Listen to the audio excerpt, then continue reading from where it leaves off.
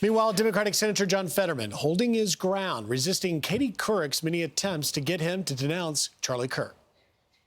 I think some people might say Charlie Kirk's rhetoric was extreme.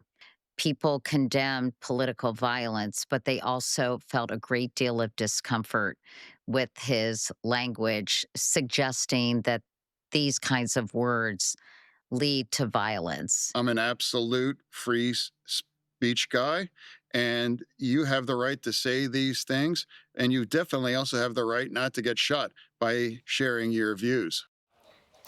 Former White House press secretary and host of Saturday in America, Kayleigh McEnany, joining me now.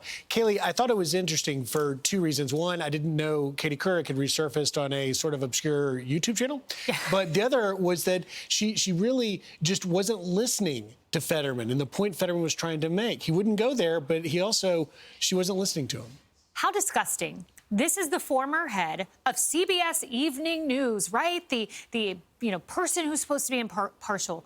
What a disgusting line of questioning. She starts with, I think some people might say Charlie was hateful. I think some people might say it is absolutely gross for you to try to press a condemnation of a father of two, a great man whose entire life purpose was spreading the gospel message. It's disgusting. She's severely out of touch. And Fetterman, it's funny to see him rejected by so many Democrats pushed like this. That is a man who refuses to hate, and that is commendable. Every time you watch him on air, he refuses to hate. He refuses to engage in violent rhetoric. We need to lift up voices like Fetterman, and voices like Katie Couric will go into oblivion. It wasn't just Charlie Kirk, by the way. Katie Couric also tried to get him to denounce President Trump. Watch this.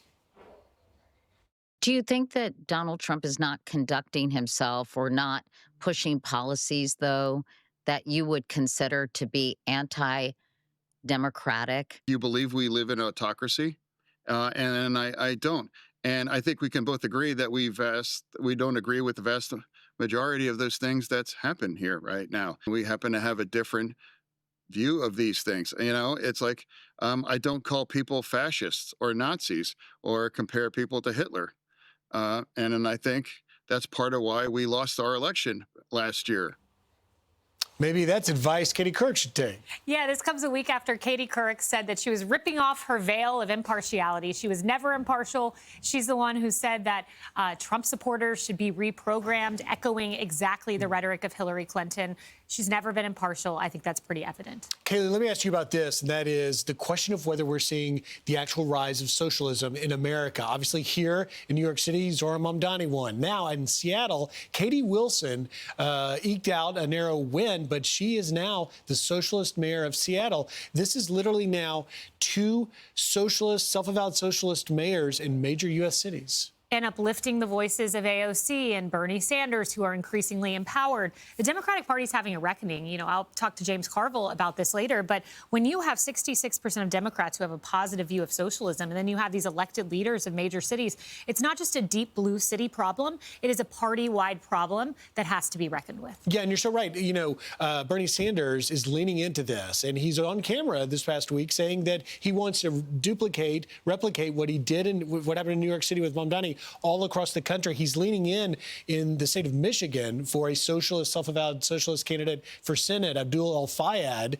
who is running for Gary Peters' open Senate seat. And they've had great success. And, you know, you can say it's deep blue New York City or deep blue Seattle, but AOC might very well be making a run statewide in New York. So this may go from a city issue to a state issue if someone like AOC decides she wants that Senate seat. Particularly considering that she's seeing that Chuck Schumer is really in a tight spot with the knives out. Indeed. What else you got coming up on the show? Yes, very excited. We'll have Alina Habba on, of course, the arrest and that threat against her after she was attacked. Looking forward to that. James Carville on the socialism in the Democratic Party. And then Madison Sheehan, who you know well, a very impressive woman. Deputy Absolutely. Deputy, we love Madison. Well, you're going to make some news, obviously, with Alina Habba now with the arrest. Coming up in about 30 minutes? 30 minutes. We'll see you there. Kayleigh McEnany, Thanks, thank you very much. I'm Steve Doocy. I'm Brian Kilmeade. And I'm Ainsley Earhart. And click here to subscribe to the Fox News YouTube page to catch our hottest interviews and most compelling analysis.